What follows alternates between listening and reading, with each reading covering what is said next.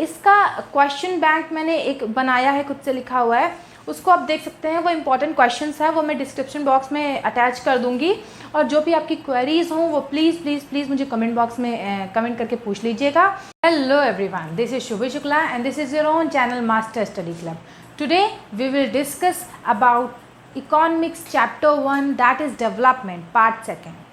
So if you are new at our YouTube channel and you haven't subscribed it yet, then please subscribe it, and yes, don't forget to press the bell icon, because whenever our new video come you will get notified by that bell icon. So without any further delay, let's get started.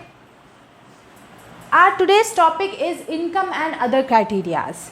See, इससे पहले वाले videos में, मतलब इससे पहले वाले part में मैंने आपको क्या बताया था कि कुछ एग्जाम्पल दिया था ना कि मिडिल ईस्ट कंट्रीज़ हैं जो कि डेवलप्ड हो के भी डेवलप्ड नहीं है, मीन्स उनका इनकम तो काफ़ी अच्छी है बट वहाँ पे टेररिज्म, वॉर, इनइक्वालिटी की वजह से वो डेवलप्ड नहीं मानी जाती हैं। ओके, तो अब हम यहाँ पे आ जाते हैं कि एक तो इनकम है, कंट्रीज़ को कंपेयर करने की क्राइटेरिया एक इनकम है, बट और कौन कौन सी क्राइटेरिया यूएनडीपी और वर्ल्ड बैंक ने फिक्स की हुई हैं, तो हम यहाँ पे उसके बारे में पढ़ेंगे। यहाँ पे देखिए क्या लिखा है, स्टेट कंपैरिजन यहाँ पे करके दिखाया गया है कि 3 स्टेट लिया गया है, ठीक है, हरियाणा, केरल एंड बिहार। इसमें IMR that is infant mortality rate. ये इन्फेंट मोर्टेलिटी रेट मतलब क्या होता है, जो भी बच्चे अपना फर्स्ट बर्थडे मनाने से पहले ही जिनकी डेथ हो जाती है उन्हें कहते हैं, मतलब जो डेथ हो जाती है उस परसेंटेज को कहते हैं infant mortality rate. Okay, next is literacy rate. जो 7 साल या 7 साल से ज़्यादा एज ग्रुप वाले बच्चे हैं वो कितने पढ़े हैं, कितना परसेंटेज जो स्टूडेंट्स का है वो कितने लोग पढ़े हुए हैं, वो लिटरेसी रेट के अंदर आता है, ठीक है। और next is NAR that is net attendance ratio. इसका मतलब 14 to 15 एज ग्रुप वाले कितने स्टूडेंट ऐसे हैं जो डेली स्कूल ज्वाइन करते हैं, जिनकी प्रेजेंस डेली होती है स्कूल में। ऑलराइट, तो यहाँ पे देखिए हरियाणा को जब ले लेते हैं तो उनका IMR जो है वो 36 है, केरल का 12 है एंड बिहार का 42 है। ओके, लिटरेसी रेट 82 है हरियाणा में, केरल में 94 है एंड बिहार में 62 है। हरियाणा में NAR नेट अटेंडेंस रेशियो कितना है, 61, 83, केरल में, बिहार में 43। ओके, तो ये IMR मतलब जो बच्चे एक साल या फिर 1 साल से पहले जो बच्चे मर जाते हैं पर 1000 में से उनकी गिनती ली जाती है, ठीक है। तो यहाँ पे जो बच्चे मर जाते हैं इसका मतलब जो कम जहाँ पे मरेंगे वो स्टेट ज़्यादा हाई होगा ना, तो यहाँ पे कम किस में है, केरल में। ओके, लिटरेसी रेट जहाँ पे ज़्यादा पढ़े लिखे लोग होंगे, जहाँ की ये जो काउंटिंग है, जो डिजिट्स हैं जहाँ ज़्यादा होंगे वो स्टेट ज़्यादा हाई होगा, ठीक है। तो यहाँ पे किस में ज़्यादा है, 94 दैट इज़ केरल, इसमें भी केरल आगे है। NAR नेट अटेंडेंस रेशियो, जो 14-15 एज ग्रुप वाले स्टूडेंट्स हैं वो कितने ज़्यादा स्टूडेंट रोज़ अटेंडेंस देते हैं स्कूल में, ठीक है, तो वो भी ज़्यादा जितने होंगे, तो 83 सबसे ज़्यादा है, दैट इज़ केरल। ओके, तो इन शॉर्ट केरल सबसे बेटर है, सबसे ज़्यादा डेवलप्ड स्टेट है इन दीज 3 स्टेट्स। ऑलराइट, अभी आ जाते हैं पब्लिक फैसिलिटीज़ में। Public facilities, money in your pocket cannot buy all the goods that you need to live your life.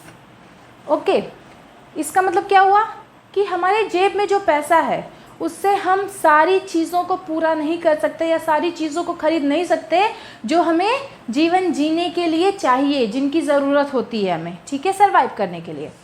तो यहाँ पे जैसे एग्जांपल दे के रखा है कि pollution free environment, second one is relief from infectious disease and so on, ठीक है।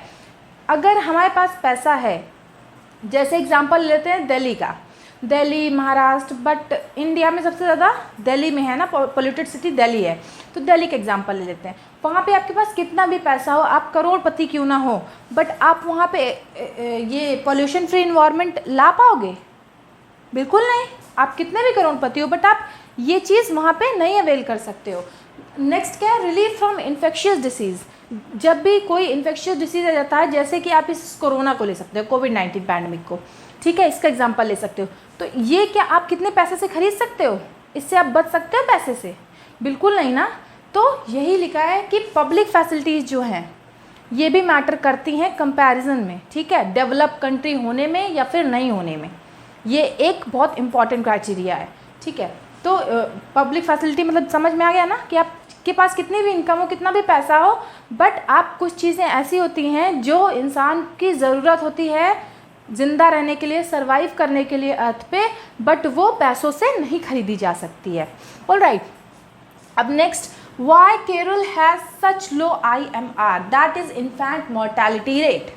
केरल के पास ये सबसे कम क्यों है इन्फेंट मोर्टेलिटी रेट? मतलब यहाँ पे जो छोटे बच्चे 1 साल या 1 साल से छोटू बच्चे होते हैं वो पहले मतलब बहुत कम क्यों मरते हैं, उनकी डेथ कम क्यों होती है केरल में? क्यों? क्योंकि फर्स्ट पॉइंट क्या है? Adequate provision of basic health. Kerala के पास बेसिक हेल्थ के कई सारे सोर्सेज हैं, मतलब वो उनके पास अच्छे क्वालिफाइड डॉक्टर्स हैं, अच्छी सारी टेक्निक्स हैं जिससे ये इन्फेंट मोर्टेलिटी रेट वो कम कर लेते हैं। Next, better education facilities.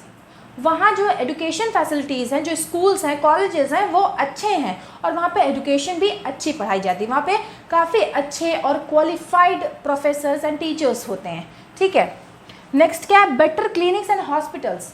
वहाँ पे काफ़ी अच्छे क्लिनिक्स एंड हॉस्पिटल्स हैं जिसकी वजह से ये डेथ का जो इशू है वो वहाँ पे कम है, काफ़ी लो है। नेक्स्ट क्या है? PDS का मतलब क्या होता है? पब्लिक डिस्ट्रीब्यूशन सिस्टम, ठीक है। बीमारी क्यों होती है? मैल न्यूट्रिशन जिसको कहते हैं, वो न्यूट्रिशन की कमी से, जब शरीर में न्यूट्रिशन की कमी होती है तो वो मैल न्यूट्रिशन कहलाता है ना, वो डिसीज़ से काफ़ी लोग मर जाते हैं। या फिर जो न्यूबॉर्न बेबीज़ होते हैं उनको उस डिसीज़ से काफ़ी ज़्यादा सफ़र करना पड़ता है, जिससे उनका जो नरिशमेंट है वो अच्छे से नहीं हो पाता और वो काफ़ी सारे क्या कह सकते हैं, हैंडीकैप वगैरह इस टाइप के हो जाते हैं उनकी बर्थ में, ठीक है। कॉम्प्लिकेशंस भी आ जाती हैं कई बार बर्थ में। तो PDS सिस्टम वहाँ पे काफ़ी अच्छा है, ठीक है। Better PDS system, that is public distribution system. इसको हम लोग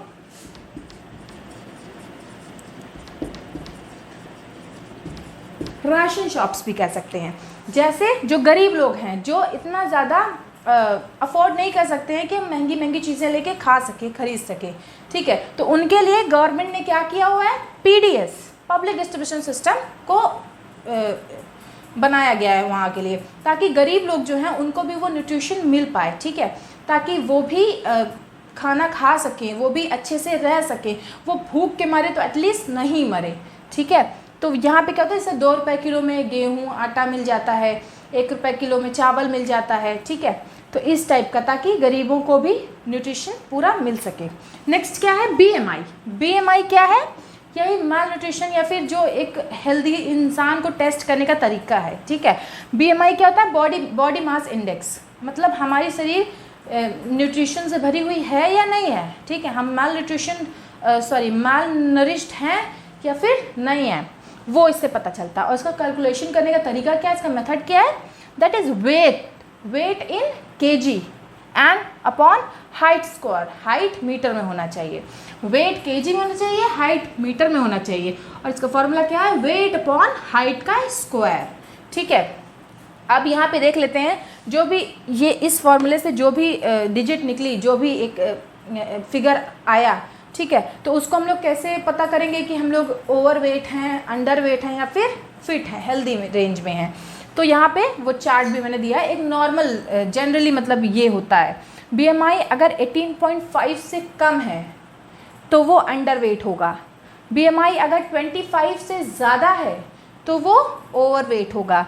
and BMI in between 18.5 to 25 है, अगर 18.5 से 25 के बीच में है तो वो फिट या फिर हेल्दी कहलाएगा, ठीक है, वो हेल्दी रेंज में होगा। मतलब ये जो ये वाला पोर्शन है ये सबसे बेटर है। किसी भी पर्सन का BMI 18.5 से 25 के बीच में ही होना चाहिए, तभी हम हेल्दी कहलाएंगे। ओके, नेक्स्ट क्या है? Human development index. हम हमारी कंट्रीज़ को कैसे पता करते हैं कि हमारी कंट्री किस पोजीशन पे है वर्ल्ड में इन टर्म्स ऑफ डेवलपमेंट, ठीक है। तो वो उसका जो सिस्टम है वो ह्यूमन डेवलपमेंट इंडेक्स है। ह्यूमन डेवलपमेंट इंडेक्स के ही थ्रू हम पता करते हैं कि हमारी कंट्री की पोजीशन क्या है पूरे वर्ल्ड में। तो पहला ये जो ह्यूमन डेवलपमेंट इंडेक्स है ये UNDP ने बनाया है, और इसको किस किस क्राइटेरिया से कैलकुलेट किया जाता है वो यहाँ पे दिया हुआ है।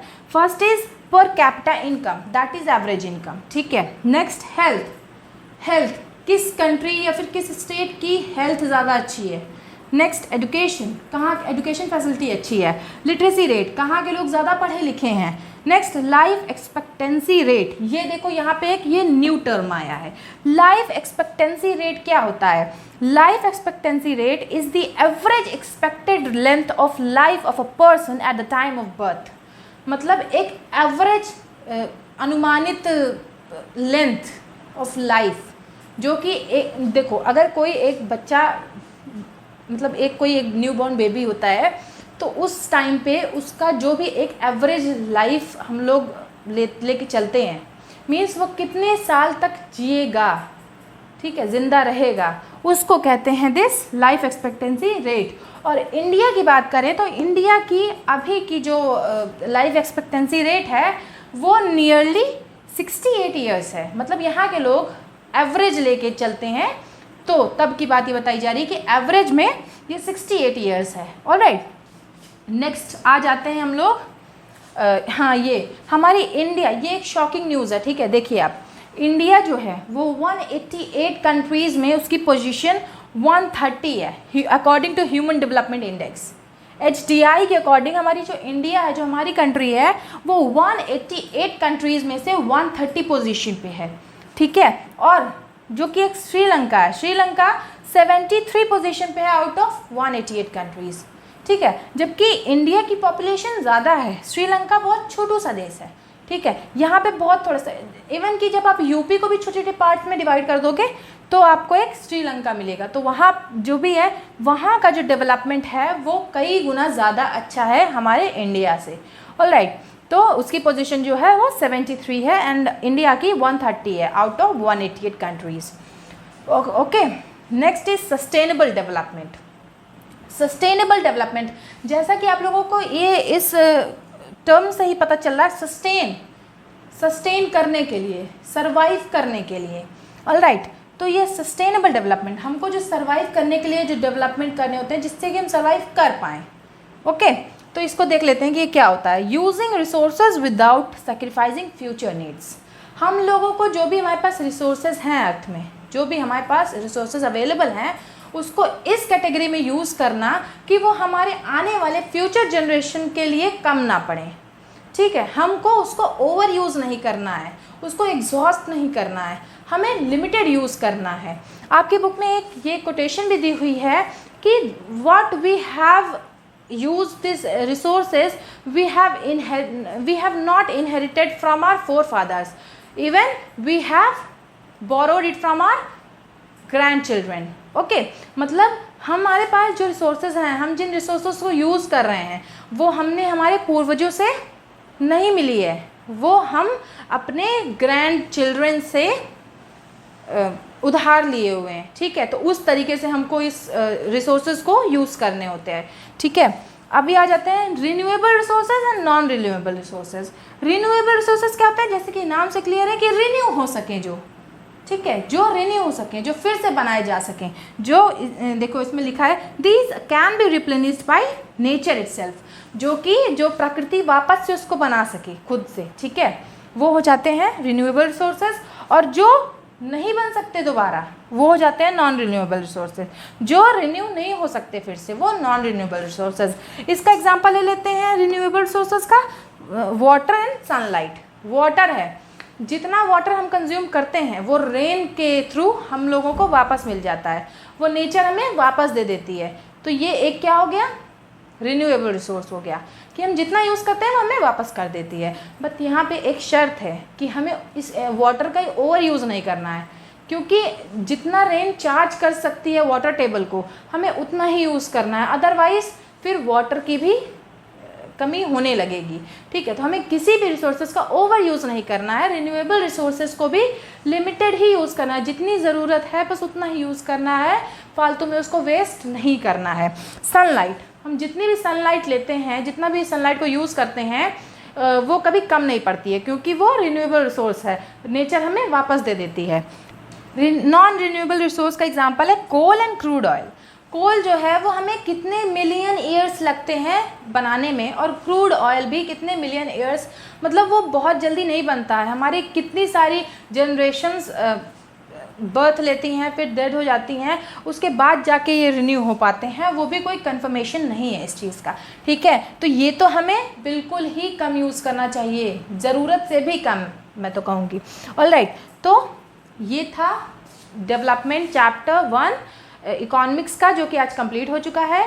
इसका क्वेश्चन बैंक मैंने एक बनाया है, खुद से लिखा हुआ है, उसको आप देख सकते हैं। वो इंपॉर्टेंट क्वेश्चंस हैं, वो मैं डिस्क्रिप्शन बॉक्स में अटैच कर दूंगी, और जो भी आपकी क्वेरीज़ हों वो प्लीज़ प्लीज़ प्लीज़ मुझे कमेंट बॉक्स में कमेंट करके पूछ लीजिएगा। और अगर आपको ये वीडियो अच्छा लगा हो तो please like it and don't forget to subscribe who are new at our YouTube channel. And thank you, take care and bye bye.